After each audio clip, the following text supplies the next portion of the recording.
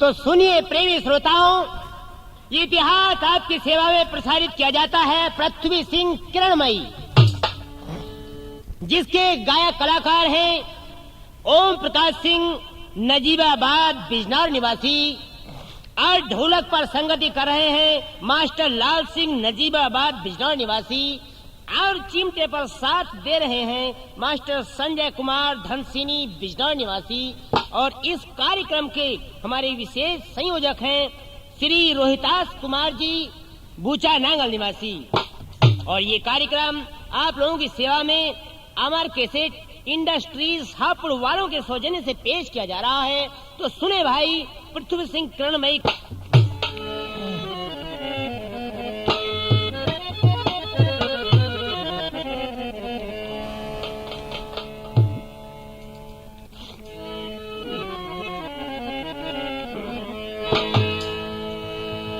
और परम पिता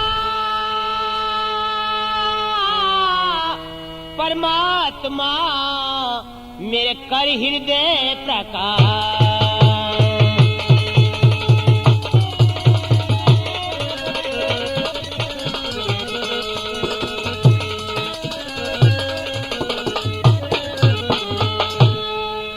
परम पिता परमात्मा मेरे कर हृदय प्रकाश,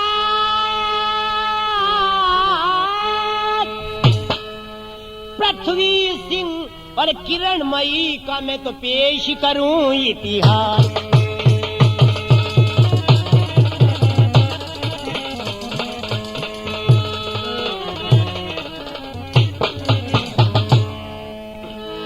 और अकबर शाह का एक दिन लगा हुआ दरबार, और बैठे हुए थे सुनो वहां पर बड़े बड़े सरदार।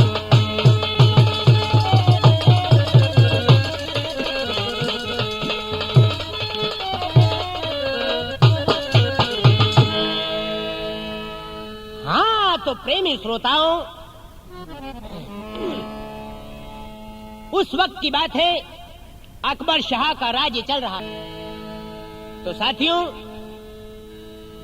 कहानी यहाँ से प्रसारित हो जाती है। अकबर शाह बार बार ये प्रश्न सुनता था, ये बात सुनता था कि हिंदुओं में पतिव्रता स्त्री पाई जाती है। उस जमाने का, उस वक्त का ये चक्रवर्ती सम्राट, चक्रवर्ती राजा था। बार बार अपने कानों से सुनता कि हिंदुओं में पतिव्रता स्त्री पाई जाती है।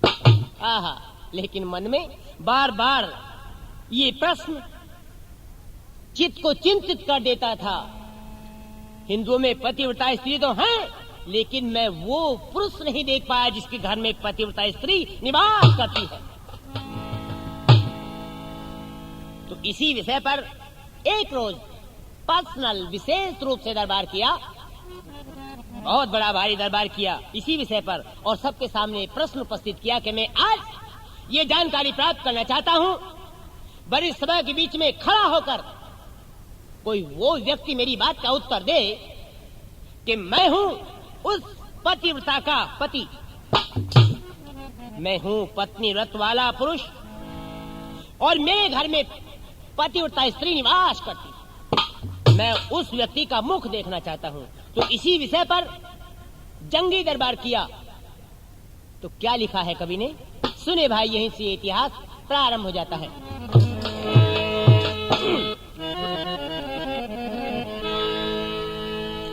ओ किया अकबरी ने दरबार,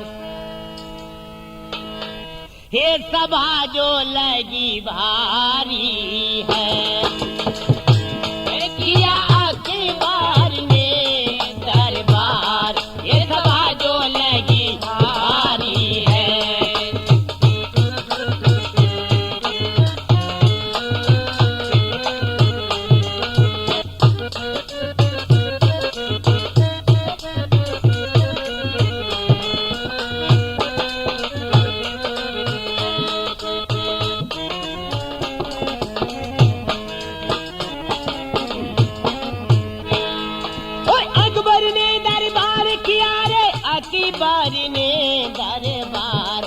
सभा जो लगी भारी है, किया अकबरी ने दरबार, सभा जो लगी भारी है।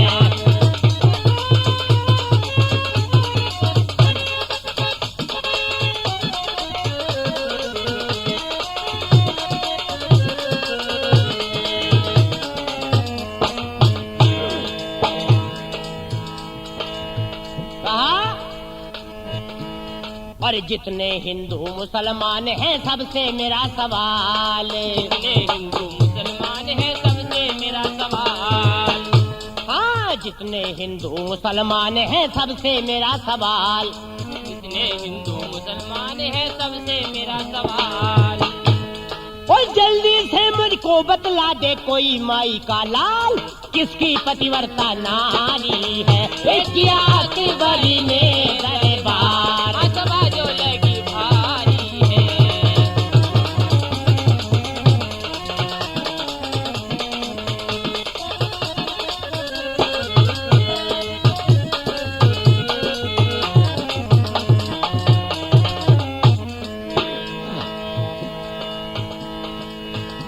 कहने लगे जितने हिंदू मुसलमान यहाँ पर विराजमान हैं, कोई भी मेरी बात का उत्तर दे और मैं जानकारी चाहता हूँ वो पुरुष कौन है जिसके घर में पतिव्रता स्त्री निवास करती है।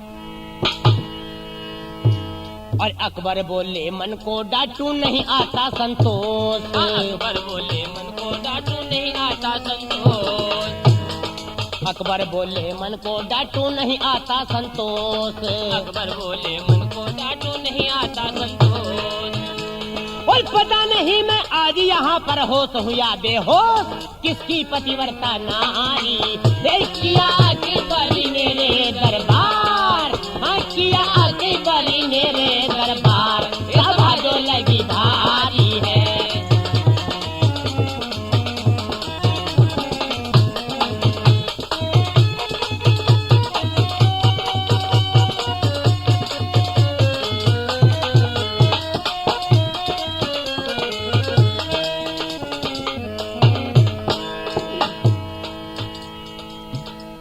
जल्दी से बताइए मुझे विलंब हो रहा है। जितने भी व्यक्ति वहां पर मौजूद थे सबने सर नीचा करके और धरती को कुरेदना शुरू किया। आहा, उत्तर नहीं मिला अकबर को, बोला होए उदास, मिला अकबर को, बोला होए उदास,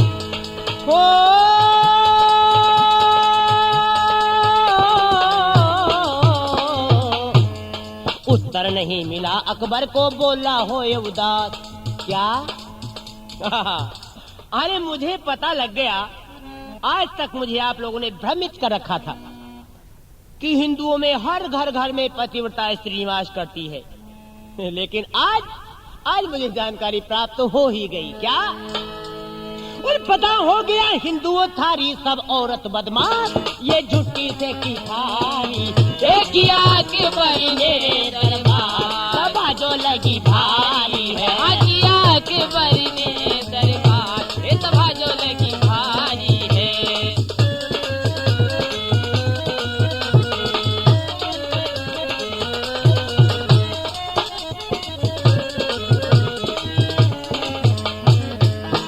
कहा ऐ हिंदुओं, आज तक हम समझते थे वास्तव में आप अक्षत्रिय हैं, पत्नी व्रत वाले हैं, अपनी पत्नियों के पति। लेकिन आज जानकारी प्राप्त हुई, किसी ने भी उत्तर नहीं दिया।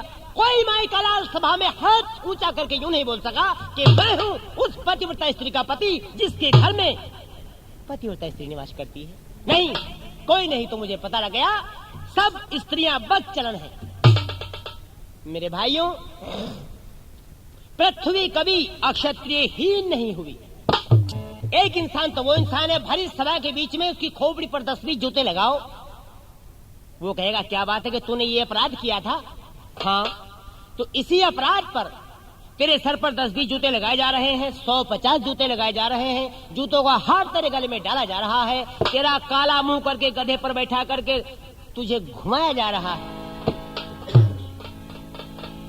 बोला कोई बात नहीं, कर लो।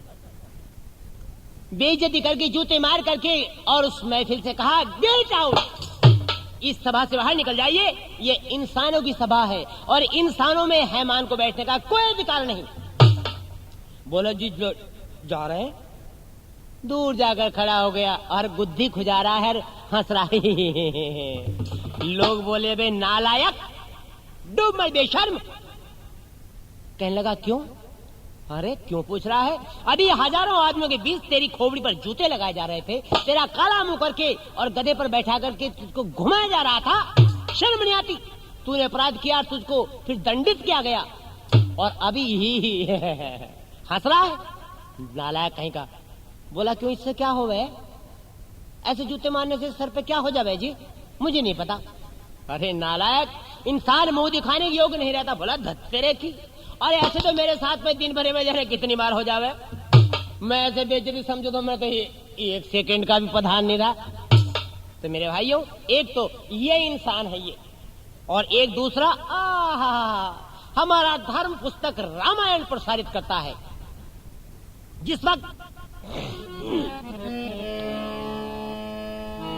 महारानी कैकेयी ने महाराज दशरथ से 2 वरदान प्राप्त किए। कहा दशरथ महाराज ने, प्रिय आज क्यों चिंतित हो? किस लिए को भवन में लेटी हो? क्या कारण है?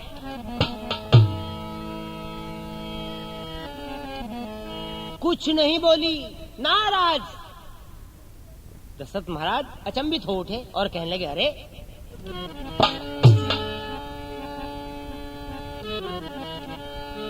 बाल बिखरे पड़े,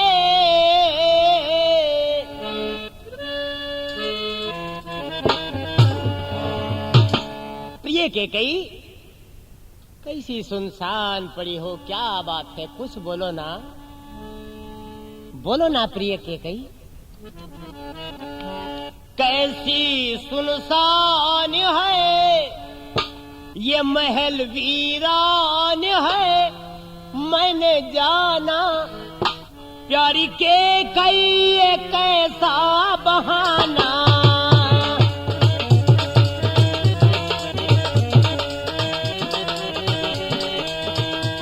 प्यारी कैकेयी कैसा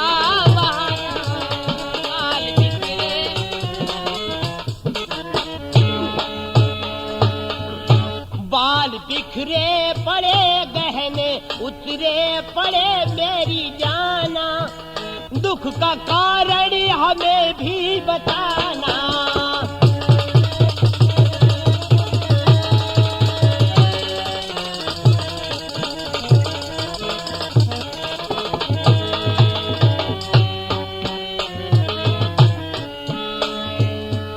कहा प्रिय क्या बात है, क्यों नहीं बोलती हो? किस लिए रुष्ट हो? कुछ नहीं बोली। कहने लगे दशरथ महाराज, कष्ट किसने दिया, दुखी रहा क्यों हिया, कुछ बताना। दुखी रहा क्यों हिया, कुछ बताना। कष्ट किसने दिया, दुखी रहा क्यों हिया, कुछ बताना। प्यारी कैकेयी कैसा बहाना।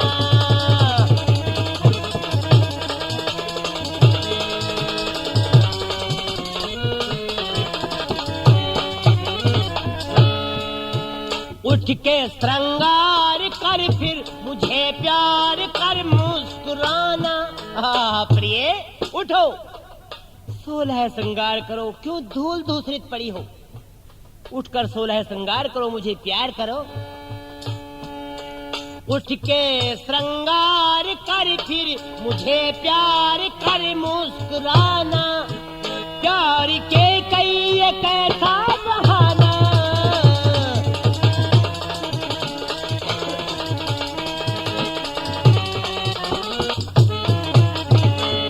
यूं कहा, क्या बात है, किसने रूठी हो?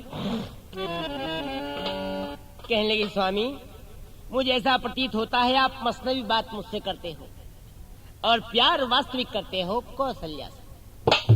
बोले क्या मतलब? मेरे बेटे को भेज दिया ननिहाल और सौतन के बेटे को बनाते हो राजा। आपकी चाल मैं समझ गई। दशरथ बोले, आज से पहले तुम राम भरत में भेद नहीं मानती थी, आज माना तो क्यों माना? और अगर चाहती हो तो क्या चाहती हो? कहने लगी, मैं ये चाहती हूं राजा जो राम हो रहा है वो राजा नहीं उदासी हो, कल ही से तपसी होकर के 14 वर्षों बनवासी हो। दशरथ महाराज ने कहा, ये तो कोई बड़ी बात नहीं। अरे राम राजा न बने, भरत बन जाए, दोनों मेरे पुत्र हैं, ये कोई बात नहीं। लेकिन ये बात कोई हजम नहीं हुई रानी। आखिर आपके कहने का अभिप्राय क्या है? इस बात के पीछे कौन सी बात? मैं कुछ समझा नहीं। राजा तो मैं भरत ही को बना दूंगा, आखिर बात क्या है? राम को वनवास क्यों भेजना चाहती हो? रानी, पहला वर जो तूने मांगा वो नहीं हुआ है भार मुझे, हो जाए राज भरत ही को उत्साह सहित स्वीकार मुझे। पर राम बनों में बास करे और वह भी 14 वर्षों को। इसमें क्या तूने सोचा है मैं समझ न पाया भेदों को। रानी ले राज भरत ही को, पर और क्रूर व्यवहार न कर। है राम गौ सा दया पात्र, उस पर ये अत्याचार न कर। भरत को राजा बना सकता हूं लेकिन राम को वन मत भेज। गौ के सम, गौ के तुल्य है मेरा बेटा, दया का सागर है। कहने लगी, महाराज बस इतनी सी बात पर आप तो कहते तो मैं सत्यवादी हूँ, सत्य का प्रतीक हूँ। कहने लगी, कोई बात नहीं, आप मेरे पति हैं, मैं आपका अपमान नहीं होने दूंगी। एक काम करो महाराज, अभी बात घर ही में है, कुछ पंचों में अपमान नहीं, अपने मुख से यूं कह दो कि मैं दूंगा दूजा वरदान नहीं। नीच बुद्धि वाली औरत ऊंचे से हमें गिराती है। जो सत्य हमारा जीवन है क्या वो सत्य से हमें दिलाती? हम सूर्य वंश की चादर पर कालिमा नहीं आने देंगे, सर्वस्व नशावर कर देंगे, पर वचन नहीं जाने देंगे। कहने लगे, स्वामी मैं कुछ समझी नहीं। कहने लगे, सुनो और समझो, ये हमारे रघुवंश की आन है। क्या?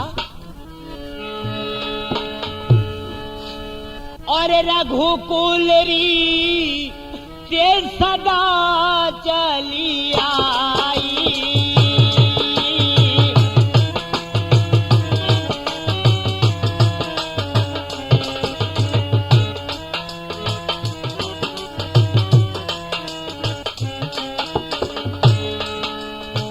रघुकुल रीते सदा चली आई, रघुकुल रीते सदा चली आई, रघुकुल रीते सदा चली आई। प्राण जाई बरु वचन न जाई रामा, प्राण जाई पर वचन न जाई।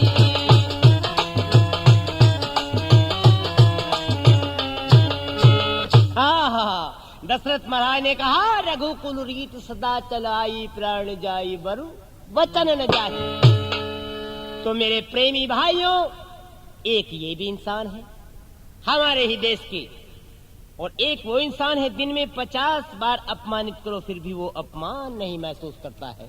तो मेरे कहने का मतलब यह है, अकबर शाह जब भरी सभा में यूं कह रहे थे कि ऐ हिंदुओं, हर पुरुष के घर में बदचलन स्त्री का निवास। बहुत से नौजवानों ने नहीं, वहां की कैपेसिटी के माध्यम से यूं कह रहा हूं कि 99% व्यक्तियों ने सर नीचा करके और हाथों से धरती को कुरेदना शुरू किया।